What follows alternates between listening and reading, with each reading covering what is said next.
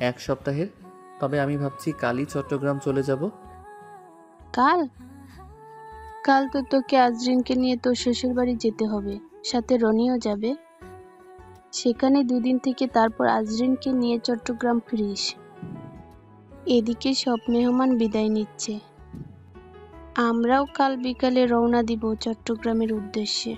জাহানারা বিবির কথাই অমিতের প্রতিবাক্য না থাকলেও রাহি উচ্ছ্বাসিত হয়ে বলে, আমি চাচ্চুর সাথে মামুনিদের বাসায় যাব। জাহানারা বিবি মায়া ভরা কণ্ঠে বলেন। সবার খাওয়া দাওয়া শেষে যে যার মতো চলে যায়। অমিত রুমে আসার কিছুক্ষণ পরে আজিনও রুমের পানে আসে। আজিনকে রুমের ভিতর আসতে দেখে তার নজর পড়ে আজরিনের পানে। এতক্ষণ সে মেয়েটার পানে না তাকালেও এখন তাকাতেই তার রনির বলা কথাগুলো মনে পড়ে যায়। সত্যি মেয়েটাকে আজ অসম্ভব সুন্দর লাগছে। চোখে পড়ার মতো মেয়েটার সৌন্দর্য, লজ্জা ভরা সেই মুখ। কি যেন ভেবে অমিত বিছানা থেকে উঠে পড়ে। রুম থেকে বের হওয়ার জন্য পা বাড়াতে আজিন নিচু গলায় মলিন স্বরে বলে, আমার থাকায় যদি আপনার অসুবিধা হয় তাহলে আমি চলে যাই, আপনি বরং থাকুন। অমিত গম্ভীর স্বরে বলে, এটা আমার রুম, এখানে আমার থাকতে সমস্যা কেন হবে? আমার কাজ আছে, তাই যাচ্ছি। এটা বলে কিছু পা গিয়ে অমিত আবার থমকে দাঁড়িয়ে যায়। মনে পড়ে কাল রাতে মেয়েটা হাত এভাবে ধরা উচিত হয়নি, যার কারণে মেয়েটার হাতে এই আঘাত। তার চিত্র বলছে তার উচিত মেয়েটাকে সরি বলা। সে ফিরে তাকিয়ে বলে, শুনো মেয়ে। আজিন অমিতের পানে তাকিয়ে দূষণ স্বরে বলে, আমার নাম আজরিন। তোমার না যাই হোক, তাতে কিছু যায় আসে না। ও, আজিন বিষণ্ণ স্বরে বলে।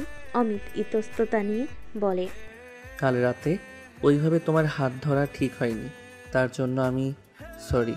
না, আপনি সরি বলার মতো কিছু করেননি, দোষ আমারই ছিল। অমিত একটু থেমে বলে, আর হ্যাঁ, সকালে মাকে এভাবে মিথ্যে বলা ঠিক হয়নি। কথাটা বলেই সে বিছানার পাশে টি টেবিলের কাছে হেঁটে যায়। ছোট্ট টেবিলের রিংয়ের বক্সটা তুলে নেয়, আজিনের পানে বাড়িয়ে দিয়ে বলে, এই নাও তোমার রিং। আজিন মিষ্টি হেসে রিংটা নেয়,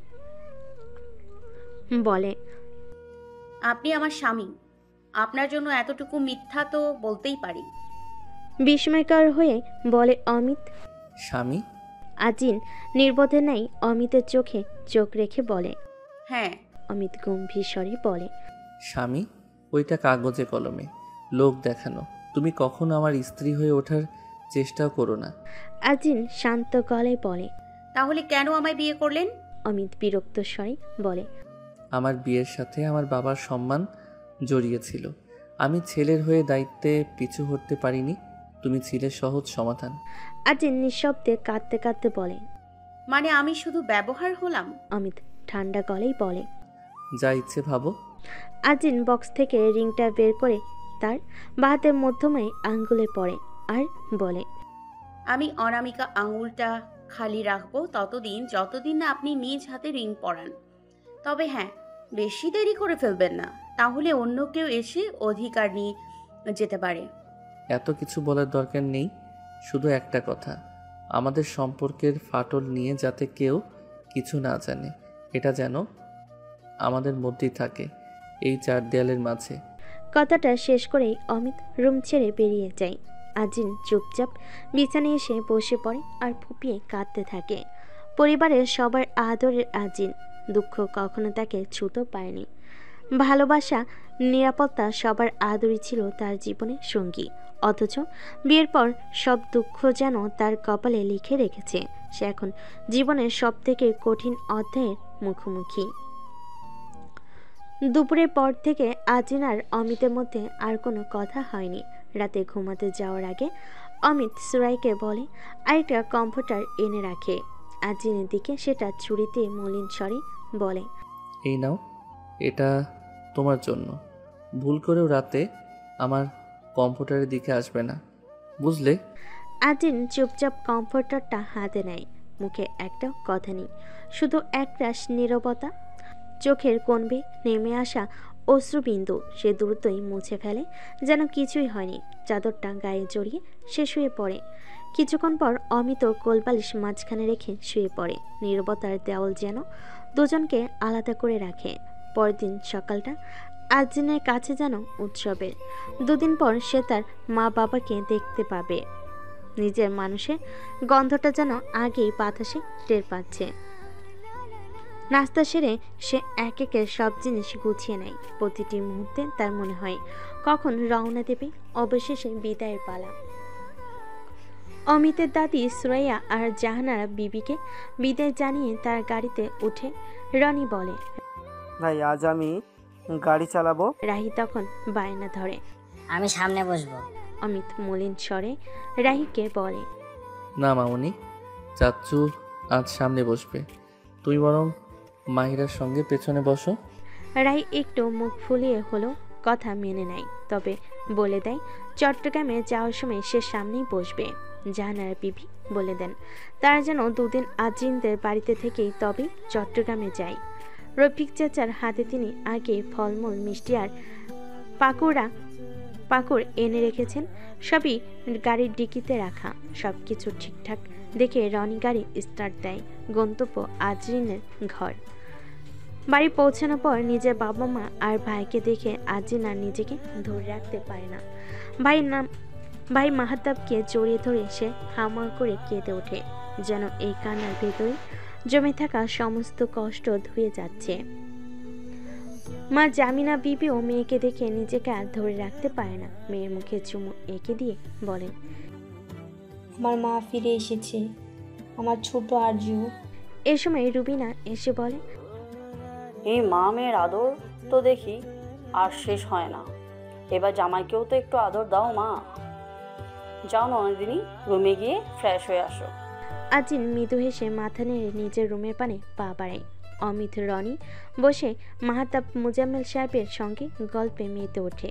রুবিনা হালকা নাস্তা এনে রেখে বলে, শুধু গল্প, আপ্যায়ন হবে না জামাইয়ের? এত দূর থেকে এসেছেন। এদিকে আজিন রুম থেকে তার 3 পিস পরে নেমে আসে। তা দেখে রুবিনা হাসতে হাসতে বলে, ননদিনী যতই নিজেকে কুবারি সাজাও, এখন আর সেটা কাজে লাগবে না। সবে হাসাহাসি করে। পরিবেশটা হালকা হয়ে ওঠে। অনেকক্ষণ আলাপ আলোচনার পর রুবিনা খাতুন বলে, মা এবার জামাই রুমে নিয়ে যা, ফ্রেশ হয়ে নিচে এসে দুপুরে খাবারটা খেয়ে নিক, অনেক তো বেলা হয়েছে। আজিন মাথা নেড়ে অমিতকে রুমে নিয়ে যায়। রুমে এসে মৃদু স্বরে আজিন বলে, আপনি ফ্রেশ হয়ে নিন, আমি নিচে যাচ্ছি, কিছু লাগলে ডাকবেন। জানি রুমটা আপনার রুমের মতো এত বড় না, তবুও মানিয়ে নেওয়ার চেষ্টা করবেন। অমিত কিছু না বলে মাথা হেলে সম্মতি জানায়। রুমে একা অমিত। রুমের চারপাশটা একবার দেখে নেয়। সব কিছু সাজানো গোছানো।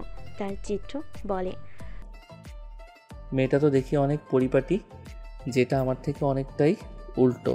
রুমে খানিকটা পায়চের করে ওয়াশরুমে চলে যায় অমিত। নিচে আসে আজিন। গলায় নরম সুর মাকে জিজ্ঞেস করে, মা রহি আপুর কোনো খোঁজ পেয়েছো? মুহূর্তে জামিনা খাতুনের মুখ গম্ভীর হয়ে ওঠে। তিনি বলেন, ওই মেয়ের কথা আমাকে জিজ্ঞেস করবি না, অনেক কাজ পড়ে আছে, জামাইকে খাবার দিতে হবে, সামনে থেকে সর। আজিন আহ্লাদি স্বরে বলে, মা আমি জানি তুমি কিছু জানো, তোমার মুখের বাপ ব্যক্তি সব বলে দিচ্ছে। আজিনের অনেক জোরাজোরি পর অবশেষে জামিনা খাতুন মুখ খুলেন। তোর বাবা খোঁজ নিয়েছিল, শুনেছি রুহি এখন সোহেলের সঙ্গে আছে, তারা সেদিন বিয়ে করে নিয়েছে। এর বাইরে আমি কিছু জানি না। এখন যা গিয়ে দেখে আয় অমিত ফ্রেশ হলো কিনা। আজিন মুচকি হেসে বলে, ও মা, এভাবে উপর নিচ করতে করতে আমি তো অর্ধেক বুড়ি হয়ে যাব। মায়ের চোখে উদ্বেগ, মেয়ের মুখে হাসি। হঠাৎ জামিনা খাতুন নিচু গলায় জিজ্ঞেস করেন, শোন মা, অমিত তোর সঙ্গে কেমন? তোদের মধ্যে সব ঠিক আছে তো? মায়ের প্রশ্নে আজিনের মুখে হাসি থাকলেও চোখে অদৃশ্য একটা ব্যথা জমে থাকে। তবু সে মাকে জড়িয়ে ধরে বলে, তুমি চিন্তা করো না মা, সব ঠিক আছে, আমাদের মধ্যে কোনো সমস্যা নেই। মা সনিগ্ধ চোখে তাকিয়ে বললেন, তুই তো আসার পর থেকেই যেভাবে উঠতেছিস, বোঝাই যাচ্ছে জামাই তোকে সুখে রেখেছে। তোর শ্বশুরবাড়ির লোকেরা কেমন? তারা খুব ভালো মা। আমার শাশুড়ি আমার মতোই। সুরাইয়া আপু একদম রুবিনা ভাবির মতো। সবাই আমাকে আপন করে নিয়েছে, অনেক আদর করে। হ্যাঁ হ্যাঁ, এখন তো ওরাই আপন, কয়দিন পর আমাদের তো ভুলে যাবি। আজিম মাকে জড়িয়ে ধরে বলেন, মা সন্তান নিঃশ্বাস নিতে ভুলতে পারে, কিন্তু মা বাবাকে না। তোমাদের সাথে আমার রক্তের সম্পর্ক নারীর টান, আর শ্বশুর বাড়ির লোকেদের সাথে হচ্ছে আত্মার টান। ওনারা যতই ভালোবাসুক আদর করুক, তোমাদের জায়গা কি আর নিতে পারবে না? জামিনা খাতুন মেয়ের কপালে চুমু দিয়ে বলেন, পাগলি একটা, যা এখন জামাই বাবারে নিচে নিয়ে আয়। ছেলেটা একা রুমে বসে আছে, কে জানে কি ভাবছে। আচ্ছা মা, যাচ্ছি বলে আজরিন সিঁড়ি দিয়ে উপরের দিকে পা বাড়ায়। রুমে ঢুকে আজিন অবাক হয়ে দেখে অমিত এখনো ওয়াশরুমে। সময় গড়িয়ে যাচ্ছে, তবু কোনো সাড়া নেই। অস্থিরতা নিয়ে আজিন ওয়াশরুমে দরজার সামনে গিয়ে টোকা দেয়। শুনছেন, আপনি ঠিক আছেন তো? বের হচ্ছেন না কেন? কোনো উত্তর আসে না। আজিন উদ্বিগ্ন হয়ে আবার বলে, আপনি কথা বলছেন না কেন? আমার কথা শুনতে পাচ্ছেন না? তবু অমিত নির্বাক। কি হয়েছে আপনার? কিছু তো বলবেন। উদ্বেগে দরজায় হেলান দিয়ে কান পেতে দাঁড়িয়ে থাকে আজিন। একটু পর অমিত দরজাটা খোলে, আর দরজায় ভর দিয়ে দাঁড়িয়ে থাকা আজিন ভারসাম্য হারিয়ে পড়ে যেতে থাকে। অমিত তৎক্ষণাৎ তাকে পিছন থেকে ধরে ফেলে। আজিনকে ধরে সোজা করে দাঁড় করিয়ে অমিত ক্ষিপ্তস্বর চড়িয়ে বলে, কি হলো? এত ডাকাডাকি শুরু করলে কেন? আর দরজায় কেউ এভাবে দাঁড়ায়? এক্ষুনি তো পড়ে যেতে। আজিন মাথা নিচু করে নরম স্বরে বলে, আপনি কিছু বলছিলেন না তো, ভাবলাম আপনার কিছু হয়েছে কিনা। আমি বাচ্চা নাকি? আমার কিছু হলেও তোমার মতো ওয়াশরুমে বসে বসে কাঁদবো না, একটা সমাধান খুঁজে বের করব। নিচে সবাই আপনার জন্য অপেক্ষা করছে, খেতে ডাকছে। এইটুকু বলার জন্য এত হইচই? ওয়াশরুম থেকে বের হলে বলা যেত না? এতটুকু কমন সেন্স নেই তোমার? আজিন মাথা নিচু করে চুপ করে দাঁড়িয়ে থাকে, কণ্ঠে কষ্ট আর অনুশোচনার ছোঁয়া। সরি, ভুল হয়ে গেছে। নিচের সবাই খেতে বসে গেছে, শুধু রুবিন আর জামিনা খাতুন দাঁড়িয়ে। তা দেখে আজিন জিজ্ঞেস করে, তোমরা বসছো না? রুবিনা মৃদু স্বরে বলে, তোমাদের খাওয়া শেষ হলে আমরা খেয়ে নিব। তাহলে আমিও তোমাদের সাথেই খাবো। চেয়ার ছেড়ে উঠে যায় আজরিন। রুবিনা তার কাঁধে হাত রেখে বসে নিচু স্বরে বলে, আজরিন, তুমি এখন বিবাহিত। এই প্রথম আমাদের বাড়ি স্বামীর সাথে এক টেবিলে বসে খাচ্ছ। এতদিন তো আমাদের সাথেই খেলি, এবার একটু স্বামীকে গুরুত্ব দাও। জেদ করে না, চুপচাপ বসে পড়ো। রুবিনার কথায় যেন চুপসে যায় আজিন। ধীরে ধীরে সে আবার বসে পড়ে। মা আজিনের প্রিয় সব খাবার রান্না করেছেন আজ। কাতল মাছের বড় একটা পিস মেয়ের প্লেটে তুলে দিতে দিতে বলেন, এই নে মা, তোর প্রিয় মাছ। আজিন মুখ ফিরিয়ে বলে, মাছ দিচ্ছ কেন? আমি খাবো না। কিন্তু কেন? এটা তো তোর সবচেয়ে প্রিয় খাবার। ভালো লাগছে না, তাই খেতে ইচ্ছে করছে না। জামিনা খাতুন মেয়ের মুখের কথা না শুনেও তার মনে কথা পড়ে ফেলেন। মুচকি হেসে বলেন, বুঝেছি, তুই মাছের কাঁটা বেছে খেতে পারিস না, আমাকে বেছে দিতে হবে, সেজন্য লজ্জা পাচ্ছিস। কিন্তু মা, এখানে তো সবাই আমাদের লোক, কিসের এত সংকোচ? আজিন লজ্জা মুখে বলে, তুমিও না মা বেশি জানো, এমনি খেতে ইচ্ছা করছে না। আজিনের কথা উপেক্ষা করে জামিনা খাতুন তাকে হাসি মুখে কাঁটা বেছে দিতে দিতে বলেন, চুপচাপ খেয়ে নে, আজ তোর জন্যই তো এত আয়োজন। সবার খাওয়া প্রায় শেষের পানে। আজিনের খাওয়া শেষ। তৃপ্তি নিয়ে আজিন বলে ওঠে, অনেক খেয়েছি রাত পর্যন্ত, আর কিছু খেতে পারবো না। তাদেরকে রুবিনা জিজ্ঞেস করে, তোমার খাওয়া শেষ? দই খাবে না?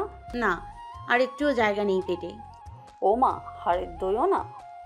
হাড়ির দইয়ের নাম শুনে আজিনের চোখে ঝিলিক, গলায় খুশির স্বর, বলে, কই হাড়ির দই? দাও না দেখি। আজিনের আচরণে অমিত আর রনি থমকে যায়। একটু আগে যে বলেছিল কিছু খেতে পারবে না, সে এখন হাড়ি দইয়ের জন্য এমন উৎফুল্ল। রুবিনা হাসি চেপে দই এনে দেয়। আজিন খেতে খেতে বলে, থ্যাঙ্কস ভাই, থ্যাংক ইউ ভাইয়া। আমি জানি এটা তুমি আমার জন্য এনেছো। বাবার তো সবসময় অজুহাত, ঠান্ডা লাগবে তাই কখনো দই কিনেই দেয় না, কিন্তু তুমি, এই জন্যই তো আমি তোমাকে এত ভালোবাসি। মাহতাব অবাক হয়ে তাকিয়ে থাকে। রুবিনা হেসে বলে, না রে পাগলি, এই দই মেহতাব না, তোমার বর এনেছে। দুদিন না যেতেই বরকে সব পছন্দ অপছন্দের কথা বলে ফেললে। আজিন মনে মনে বিস্মিত ভাবে, উনি আনবেন আমার জন্য দই? অসম্ভব। এই দই তো শাশুড়ি মা রফিক চাচাকে দিয়ে আনিয়েছেন। তারপর আজিন মুখে হাসি ধরে রেখে এমন ভাব করে যেন সত্যি অমিত তার জন্য দই এনেছে। খাওয়া দাওয়া শেষে সবাই যার যার রুমে চলে যায়। রাত গভীর, সবাই খাওয়া দাওয়া শেষে যার যার রুমে চলে যায়। অমিত আর আজিন নিজেদের রুমে ফিরে এসেছে।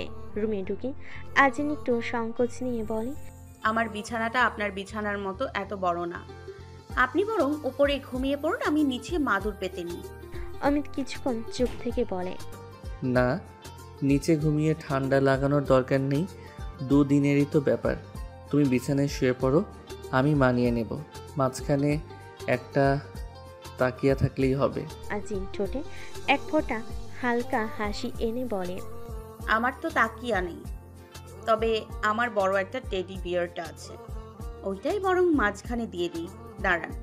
সে আলমারির ভেতর থেকে একটা প্রকাণ্ড টেডি বের করে বিছানার মাঝখানে রেখে দেয়।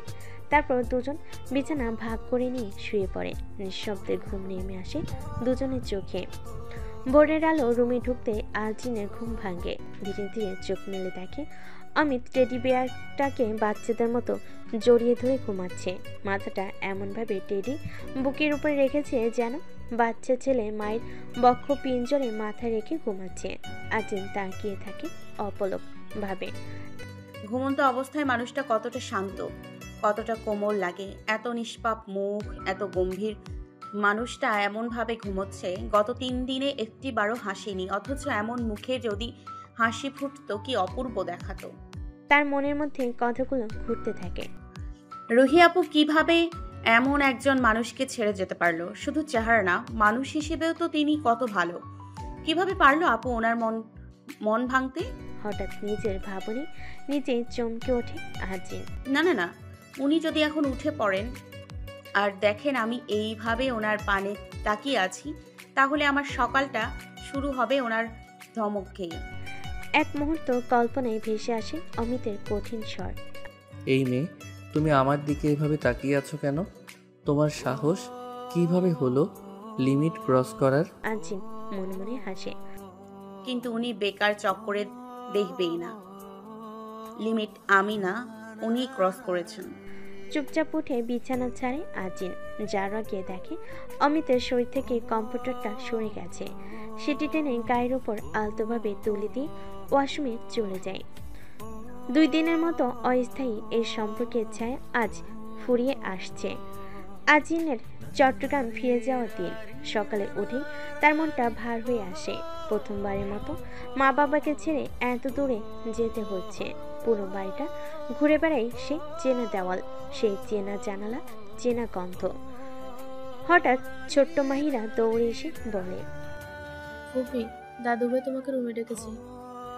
আজিন ধীরে ধীরে বাবার রুমের সামনে গিয়ে দাঁড়ায়। মুজাম্মেল সাহেব দরজার কাছে এসে বললেন।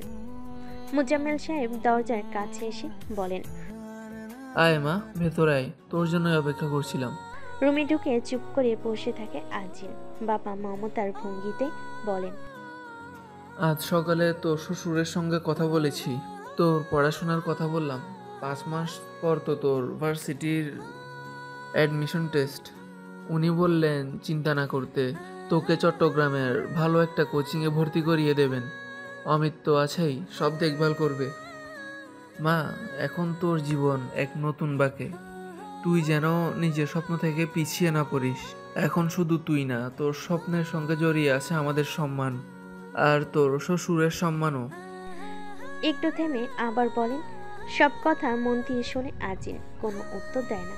হঠাৎ উঠে এসে বাবাকে জড়িয়ে ধরে হাওমা করে কেঁদে ফেলে। মোজাম্মেল সাহেব মেয়ের মাথায় হাত রেখে আদর করেন, যেন সমস্ত দুঃখ তার মুঠোয় তুলে নিচ্ছেন। সারাটা দিন যেমনই কাটুক না কেন, আজিন যখন সাজগোজ শেষ করে বাড়ি থেকে বেরোয়, হৃদয়ের গভীরে একটা হাহাকার যেন চেপে বসে। গাড়ির দরজায় পা রাখতেই আবেগে ভেসে যায় সে। একে একে সবার বুক জড়িয়ে ধরে অঝরে কাঁদে। মা আঁকড়ে ধরে মেয়েকে, যেন সময়কে থামিয়ে দিতে চায়। এই প্রথমবার আদর মেয়ে তাদের ছেড়ে এত দূর যাচ্ছে। ছোট্ট মাহিরা ফুপিকে আঁকড়ে ধরে কাঁদে, ফুপি চলে যাওয়ার বেদনায়। সবাই বিদায়ের ব্যস্ততায়। আর তখনই রাহি গিয়ে সামনে চিঠে বসে পড়ে। অমিত ওখানে বসতে গিয়ে থেমে যায়। রাহির সেদিনকার বলা কথাগুলো মনে পড়ে যায় তার। আর কোনো কথা বাড়ায়নি সে। রনির ড্রাইভিং সিটে বসতেই অমিত বলে, ড্রাইভ আমি করি, তুই পেছনে আয়।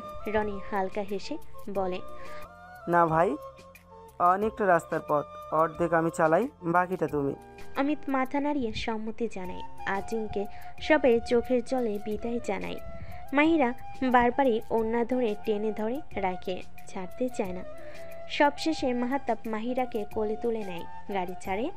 আজদিনের জানালার বাইরে পেছনে ফেলে আসা প্রিয় মুখগুলো আস্তে আস্তে বিলীন হয়ে যায়। তারা একটানা পথ পাড়ি দিতে থাকে, কিন্তু আজদিনের কান্না থামার নাম নেয় না। অমিত ক্লান্ত স্বরে বলে, এত কষ্ট যেহেতু হচ্ছে তাহলে থেকে যেতে পারতে। রনি তৎক্ষণাৎ বলে ওঠে, ভাই এ তুমি কি বললে? ভাবি তো তোমার ভালোবাসা ডাকে সব ছেড়ে এসেছে, আর তুমি বলছো থেকে যেতে পারতে। অমিত রুক্ষ কণ্ঠে জবাব দেয়, তুই চুপ করে ড্রাইভ কর, না হলে গন্তব্য চট্টগ্রাম না হয়ে সোজা স্বর্গ হয়ে যাবে। কিছুক্ষণ পর আজিম মুখ চেপে ধরে অসহ্যভাবে রনিকে উদ্দেশ্য করে বলে, ভাইয়া গাড়িটা একটু সাইড করুন। রনি আয়নায় তাকিয়ে দেখে মেয়েটার চেহারা একেবারে বিপন্ন। দ্রুত গাড়ি থামে। আজিম দুলে দুলে গাড়ি থেকে নেমে পড়ে। রাস্তার পাশে গিয়ে বমি করতে থাকে। অনেকটা সময় ধরে আজিমকে বমি করতে দেখে রনি উদ্বিগ্ন হয়ে বলে, ভাই তোমার বউয়ের কাছে যাও, ও যে কোনো সময় মাথা ঘুরে পড়ে যেতে পারে। অমিত বিস্ময়কর হয়ে বলে, আমি নিজেই বমি করে ফেলবো, পারলে তুই যা। রনি ভারী স্বরে বলে, ভাই রুহি শুধু তোমার জীবন নয়, তোমার অনুভূতি নিয়ে গেছে মনে হয়। তোমার বউ বমি করে আর তুমি বলো আমায় যেতে। আমি চুপ করে যাই। কিছুটা বিবেকবান হয়ে গাড়ি থেকে নামে। রনি বলে, ভাই পানির বোতলটা নিয়ে যাও, ওকে খেতে দিও। অমিত বোতল নিয়ে আজিনের পেছনে দাঁড়ায়, মুখ ঘুরিয়ে বলে, তুমি ঠিক আছো? বিপন্ন চেহারা নিয়ে আজিন তাকাই অমিতের পানে, দেখে অমিত মুখ ঘুরিয়ে দাঁড়িয়ে আছে। আজিন ক্লান্ত কণ্ঠে বলে, হ্যাঁ এখন একটু ভালো লাগছে। অমিত আজিনের পানে তাকিয়ে বোতল এগিয়ে দিয়ে বলে, একটু পানি খাও, শরীরটার দুর্বলতা কিছুটা কাটবে। আজিন বোতল নিয়ে কয়েক চুমুক পানি খায়। দুজনে গাড়ির দিকে হাঁটে, কিন্তু হাঁটতে হাঁটতে হঠাৎ আজিন হেলে পড়ে। অমিত দ্রুত তাকে ধরে ফেলে, বলে, তুমি ঠিক আছো? মাতাল স্বরে আজরিন বলে, ঠিক আছি, আমায় ছাড়ুন। ও দেখতেই পাচ্ছি কেমন ঠিক আছো, চলো আর কথা না। অমিত তাকে ধরে ধরে গাড়িতে তোলে, দরজা বন্ধ করে পাশে বসে পড়ে। রনি হেসে বলে, আমি ভেবেছিলাম গাড়ি অর্ধেক পথ তুমি চালাবে, এখন দেখছি ভাবিকে সামলাতে সামলাতে তোমার হাতে স্টিয়ারিং ধরার সময়ও থাকবে না, আমি বরং চালাচ্ছি। এভাবেই বহু ঘন্টা পথ পাড়ি দিয়ে রাতের আধারে তারা পৌঁছায় জীবনের চিরচেনা ঠিকানায়। এত দীর্ঘ পথ পেরিয়ে বাড়ি ফেরার পর রাতে কেউ আর কোনো কথা বাড়েনি। সবাই নিঃশব্দে নিজেদের রুমে চলে যায়। রনি, রাহি আর অমিত তিনজনই আলাদা রুমে ঢুকে পড়ে। কিছুক্ষণ পর জাহানারা বিবি আজিনকে নিয়ে অমিতের রুমের সামনে এসে দাঁড়ায়। রুমে ঢুকে দেখে অমিত নেই। জাহানারা বিবি ওয়াশরুমের দিকে তাকিয়ে আজিনকে বলেন, অমিত ওয়াশরুমে আছে, আজ থেকে এটাই তোমার রুম। অমিতের সব কিছুর উপর তোমার সমান অধিকার। এই রুমটা আজ থেকে শুধু অমিতের একার না, অর্ধেক এখন থেকে তোমার। নিজের মতো গুছিয়ে নিও। এত দূর থেকে এসেছো, নিশ্চয়ই ক্লান্ত। আমি যাচ্ছি, তোমরা ফ্রেশ হয়ে ঘুমিয়ে পড়ো, সকালে কথা হবে। জাহানারা বিবি চলে গেলে আজিন ধীরে ধীরে রুমটা ঘুরে দেখতে থাকে। রুমটা বেশ বড়, তবে অগোছালো, যেন কাউকে কখনো ঢুকতে দেয় না এখানে। দেওয়ালে টানানো ছবিগুলোর দিকে তাকাই আজিন। অমিতের বন্ধু বান্ধব, ভার্সিটির মুহূর্ত, ফুটবল খেলার দৃশ্য। আরও দেখে অমিতের ছোটবেলার ছবি, যেখানে অমিতকে একেবারে পুতুলের মতো দেখাচ্ছে। রুমের এক কোণে সাজানো রয়েছে অনেকগুলো ট্রফি। আজিন ছবিগুলো দেখছে, তখনই হঠাৎ অমিত ওয়াশরুম থেকে বেরিয়ে আসে। কোমরে শুধু একটা সাদা তোয়ালে পেঁচানো। সে বুঝতে পারেনি রুমে কেউ আছে, কিন্তু আজিন চোখে পড়তে সে চমকে ওঠে, চেঁচিয়ে চোখে হাত দিয়ে ফেলে। আজিনকে তখন দেখে অমিত বিস্ময়কর হয়ে যায়, বিরক্ত গলেই বলে ওঠে, তুমি এখানে? আমার রুমে তুমি কি করো? চোখে তখনও হাত। আজিন লজ্জা মিশ্রিত স্বরে বলে, সরি, মা আমায় এখানে এনেছেন। আমি বুঝতে পারিনি আপনি এই অবস্থায় বের হবেন। মা এনেছে? এটা তো আমার রুম, আমি চাইলে যে কোনোভাবেই বের হতে পারি, তাই না? কিন্তু তুমি এখানে? বললাম না, মা নিয়ে আসছে। বলেছে আজ থেকে আমায় এই রুমেই থাকতে। রুমটা অর্ধেক অধিকার আমার। তোমায় আমার রুমে থাকতে হবে কেন? বাড়িতে তো আরও রুম খালি আছে, সেখানে থেকে একটাই থাকো না। কারণ আমি আপনার স্ত্রী, তাই আমাকে এই রুমেই থাকতে হবে। আর ও, তুমি তো আবার আমার বউ। ইউ নো হোয়াট, মাঝে মাঝে আমি ভুলে যাই তোমায় যে বিয়ে করেছি। শোনো মেয়ে, আমার রুমে থাকবে আমার নিয়মে, আর আমার কোনো জিনিসে হাত দেওয়ার চেষ্টাও করবে না। আজিন কাঁপা কাঁপা গলায় বলে, আচ্ছা, আপনি যেমন বলবেন। এখন অন্তত পোশাক পরুন, বাকি কথা পরে বলবেন। কিছুটা সময় পর আজিন অমিতের কথায় চোখ খুলে। তারপর সে চুপচাপ নিজের লাগেজ থেকে পোশাক নিয়ে ওয়াশরুমে ঢুকে যায়। গোসল শেষে বের হয়ে দেখে অমিত পাশ ফিরে বালিশ জড়িয়ে শুয়ে আছে। আজিন ধীরে বলে, ঘুমিয়ে গেছেন? অমিত মাথা ঘুরিয়ে আজিনের পানে তাকায়, বলে, কেন, কি হয়েছে? আপনার কাছে আরেকটা কমফোর্টার আছে? যদি রাতে ঠান্ডা লাগে আর আপনার কমফোর্টারে চলে যাই। আছে, আলমারির উপরে তাকটাই দেখো। অমিতের কথায় আজরিন গিয়ে আলমারি খোলে। তারপর কম্পিউটারটা নামানোর চেষ্টা করে, কিন্তু অনেক চেষ্টা করেও সে উপরের তাক থেকে কিছুতেই কম্পিউটারটা নামাতে পারে না। তার চেষ্টা দেখে অবশেষে অমিত উঠে আসে, নীরবে দাঁড়ায় ঠিক আজরিনের পেছনে। হাত বাড়িয়ে কম্পিউটারটা নামাতে যায়। হঠাৎ অমিতের এত কাছাকাছি অবস্থায় আজরিনের শরীর শিউরে ওঠে। অচেনা এক অনুভূতিতে তার নিঃশ্বাস ভারী হয়ে আসে। কম্পিউটারটা নামানোর সময় সেটা খুলে পড়ে যায় দুজনের মাথার উপর। মুহূর্তটা যেন আটকে যায়, চুপচাপ শ্বাসরুদ্ধকর। আজিন দ্রুত সরে আসে, চুলগুলো এলোমেলো হয়ে তার মুখখানা ঢেকে ফেলে। অমিত মৃদু হেসে ফেলে। এমন অভিব্যক্তি দেখে আজিন চমকে তাকিয়ে থাকে। এটা প্রথমবার সে অমিতকে হাসতে দেখেছে। আপনি হাসছেন? নিজেকে একবার আয়নায় দেখো। ঠান্ডা গলায় বলে ওঠে অমিত। আয়নার সামনে গিয়ে আজিন চুলগুলো ঠিক করে নিজের মুখে তাকায়। তারপর ফিসফিস করে বলে, আমাকে দেখতে কি জোকার মতো লাগছে? কিন্তু সব তো ঠিকই আছে, তাহলে উনি হাসলেন কেন? আর আমায় বা আয়নায় দেখতে বললেন কেন? তারপর ধীরে সে হেসে নিজেকেই বলে, হাসিটা যেটার জন্যই হোক, ব্যাপারটা হলো উনি হাসলেন, আর হাসির কারণ আমি। এভাবে শান্ত মনে বিছানায় চলে যায় আজিন। ঘরের নিস্তব্ধতায় অদ্ভুত এক কোমলতা ছড়িয়ে পড়ে। সকালের নরম আলোয় ঘুম ভাঙতেই আজিন নিচে রান্নাঘরের দিকে চলে যায়। ওইখানে জাহানারা বিবি আর সুরাইয়া মিলে সকালের নাস্তা তৈরি করছেন। জাহানারা বিবি এক নজর আজিনের দিকে তাকিয়ে জিজ্ঞেস করেন, অমিত উঠেছে বৌমা? আজিন মাথা নাড়িয়ে বলে, না মা, উনি এখনো ঘুমোচ্ছেন।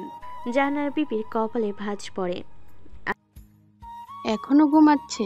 আজ থেকে তো ওর ভার্সিটি শুরু, যাবে না নাকি? আমি জানতাম না মা, চাইলে ডেকে দিই?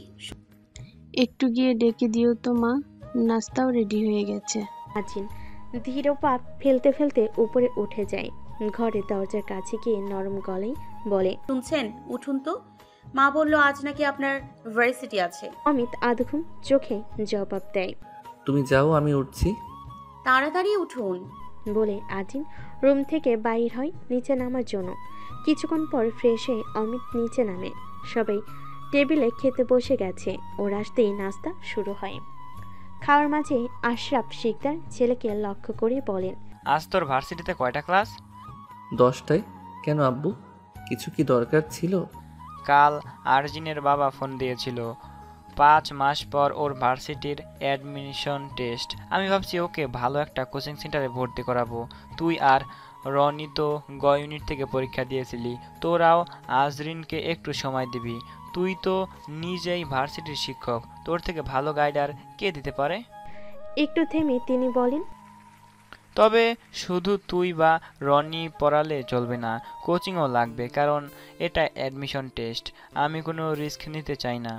অমিত নরম স্বরে জবাব দেয়, ভালোই, তুমি যা ভালো মনে করো। আশরাফ শিকদার একটু হেসে বলেন, আজরিন তোর স্ত্রী, তোরও তো মতামত থাকা উচিত। তোমার মতামতই আমার মতামত। তাহলে আজ ভার্সিটি থেকে ফিরে ওকে ভর্তি করে নিয়ে নিস। অমিত চোখটি একটু বড় করে বলে, আমি নিয়ে যাব? হ্যাঁ, তোকে সবাই চেনে, তুই গেলে ওর শিক্ষকরাও ওর ভালোভাবে খেয়াল রাখবে।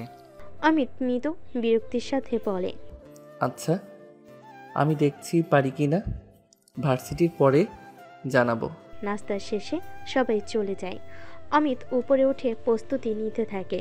আজিন একসময় সুরাইয়াকে জিজ্ঞেস করে, আপু সবাইকে তো দেখলাম, দাদুকে দেখছি না কোথাও, উনি কোথায়? সুরাইয়া হেসে বলে, উনি এখন ঢাকায় ছোট চাচ্চুর বাসায়। অনেক বছর যাননি তো, আমরা ওই দিন ঢাকা ফেরার সময় এবার চাচ্চু জোর করেই বলেছে চট্টগ্রাম যাওয়ার আগে যেন ঢাকায় ওনার বাসায় যাই, দাদি না করতে পারেনি। আচ্ছা, কবে ফিরবে? সঠিক না, মাস ঘুরতে পারি, হয়তো বছরও। অমিত ভার্সিটি থেকে রনিকে ফোন করে, কি রে, কোথায় আছিস? অফিসেই আছি। কেন ভাইয়া? আজ সকালে বাবা বলল না মেয়েটাকে কোচিংয়ে ভর্তি করাতে? রনি বিরক্ত হয়ে বলে, মেয়েটা না বলে নাম ধরে ডাকো। ওর নাম আজরিন। আর হ্যাঁ, সে তোমার স্ত্রী, সম্মান করে ডাকলে তো ক্ষতি নেই। জ্ঞান দিস না। শোন, আমি চাই তুই ওকে কোচিংয়ে নিয়ে যা। আমি? কেন? বাবা যে কোচিংয়ের কথা বলেছে ওখানকার শিক্ষকরা আমাকে চেনে। আমি গেলে অনেক প্রশ্ন করবে। আমি চাই না কেউ জানুক মেয়েটা আমার স্ত্রী। একদিন তো সবই জানবে। সত্যি কতদিন লুকিয়ে রাখবে? হয়তো জানবে, কিন্তু এখন নয়। আমি চাই না বাবা নিজে যান, তাহলে পুরো শহর জানবেন। ঠিক আছে, তবে আমায় যদি কেউ জিজ্ঞেস করে আজরিনকে? বলবি তোর বোন। অমিত একটু ভেবে উত্তর দেয়। রনি কিছুক্ষণ চুপ থেকে বলে, ঠিক আছে, তুমি যা ভালো বুঝো। তুমি কল দিলে আমি ওকে গিয়ে বাসা থেকে নিয়ে আসবো। রনিকে কল কেটে দেওয়ার পর অমিত মাকে ফোন করে, মা, ওকে 3টার দিকে তৈরি হয়ে করতে বলো। রনি ওকে বাসা থেকে নিয়ে যাবে। কাকে কি বলিস? তোর বউয়ের কোচিংয়ে ভর্তি করার কথা নি বলিস? রনি নিয়ে যাবে মানে? তুই যাবি না? আমি যাব, কিন্তু ওকে গিয়ে বাসা থেকে আনতে গেলে দেরি হয়ে যাবে। তাই রনিকে বলেছি ওকে নিয়ে যেতে। মধ্য রাস্তা থেকে আমি গাড়িতে উঠব, পরে আমরা একসাথে গিয়ে ভর্তি করিয়ে দিয়ে আসব। আচ্ছা বাবা, ঠিক আছে, আমি আজরিনকে বলে দিচ্ছি। অমিত যা বলেছিল তা জাহানারা বিবি এসে জানালেন আজিনকে। তখন ঘড়ির কাঁটা 3টা ছুঁই ছুঁই। আজিন সময় মতো রেডি হয়ে রনির আসার অপেক্ষা করছে। আজ প্রথমবার অমিতের সঙ্গে কোথাও যাবে এমন ভাবনেই সে একটু হালকা মেকআপও করে নেয়। ভেতরে ভেতরে এক অদ্ভুত উত্তেজনা। কিছুক্ষণ পর রনি এসে হাজির হয় অমিতের নির্দেশ মতো আজিনকে নিতে। আজিন জাহানার বিবি আর সুরাইকে বলে রনির সঙ্গে বেরিয়ে পড়ে। গাড়িতে ওঠার সময় রনি আজিনকে পাশের সিটে বসতে বলে। আজিন মৃদু স্বরে বলে, আমি পিছিয়ে বসি। অমিত ভাইয়া তাহলে কই বসবে? রনি আজরিনের কথাই হেসে ওঠে। আপনি হাসলেন কেন? জিজ্ঞেস করে আজরিন। রনি উত্তর দেয়, না, তুমি ভাইকে যে ভাইয়া বলছো সেটাই শুনে হাসলাম। ঠিক আছে, তুমি পিছনে বসো। তারা কিছুটা পথ যাওয়ার পর মাঝ রাস্তায় অমিত উঠে পড়ে গাড়িতে। দীর্ঘ পথ পেরিয়ে তারা কোচিং সেন্টারের কাছাকাছি পৌঁছালে রনি গাড়ি থামে। অমিত হালকা ক্লান্ত কণ্ঠে বলে, আজ সারাদিন অনেক কিছু সামলাতে হয়েছে, ক্লাস, কাজ সব মিলিয়ে শরীরটা ভালো লাগছে না। তুমি রনির সঙ্গে কোচিং সেন্টারে গিয়ে ভর্তি হয়ে এসো, আমি গাড়িতে একটু বিশ্রাম নিচ্ছি। আজিন উদ্বিগ্ন হয়ে বলে, আপনি বিশ্রাম নিন। শরীর যদি এতই খারাপ হয় তাহলে বলতেন, আমরা কাল আসতাম। সমস্যা কি? আজই তো দরকার ছিল না। অমিত বলে, না, এতটা খারাপও না। তুমি যাও, কোচিং সেন্টার এখান থেকে কাছেই, গাড়ি ওদিকে যাবে না, তাই এখানে দাঁড় করানো হয়েছে। অমিতের কথায় আজিন একটু না চাইলেও রনির সঙ্গে বেরিয়ে পড়ে। পথে হাঁটতে হাঁটতে বারবার পেছনে তাকায়। অমিতকে গাড়িতে রেখে আসা তার মন মানতে পারছে না। কোচিং সেন্টারে পৌঁছে ভর্তি প্রক্রিয়া শুরু হয়। অধিকাংশ টিচারই রনিকে চেনে। অমিতের খালাতো ভাই হিসাবে ভর্তি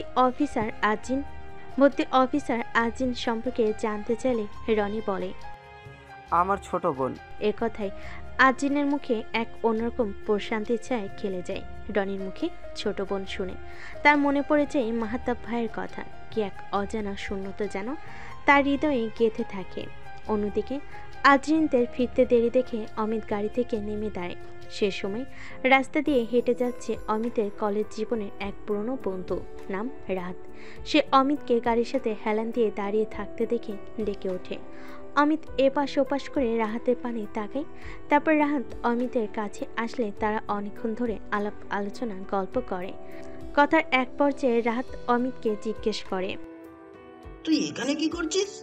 অমিত কিছুটা সময় নিয়ে দ্বিধায় উত্তর দেয়, আসলে রনি ছোট বোন এবার অ্যাডমিশন দিবে। রনি এখন ওর বোনকে সামনের কোচিং সেন্টারটাই ভর্তি করাতে এসেছে, তাই সাথে আসলাম। রাহাতের চেহারা হতবাকের ছাপ, বলে, আরে আমার বোনকেও তো এখানে ভর্তি করিয়েছি। বোন গ ইউনিট থেকে পরীক্ষা দেবে। রনি, তোর বোন কোন ইউনিটে? গ ইউনিটের। কাকতালীয় ব্যাপার তো। ভালোই হয়েছে, ওদের একজন আরেকজনের সাথে আলাপ করিয়ে দেব। এভাবে তাদের মধ্যে কথা চলতে থাকে। এদিকে ভর্তি শেষে রনি এক শিক্ষকের সঙ্গে আলাপে জড়িয়ে পড়ে, কিন্তু আজিনের মনে পড়ে থাকে অমিতের উপর। বারবার তার চিন্তা হচ্ছে উনি এখন কি করছে, কেমন আছে। এক পর্যায়ে এসে নিচু গলায় রনিকে বলে ওঠে, ভাইয়া এখন আসুন না, অন্য একদিন এসে কথা বলবেন। রনি আজিনের মুখ দেখে আর অবহেলা করতে পারে না। বুঝতে পারে ওর ভিতরে কি চলছে, তাই আর শিক্ষকটার সঙ্গে কথা না বাড়িয়ে তারা বেরিয়ে আসে। তাদের ফেরার পথে আজিন হঠাৎ বলে ওঠে, ধন্যবাদ। রনি বিস্মিত হয়ে জিজ্ঞেস করে, ধন্যবাদ কেন?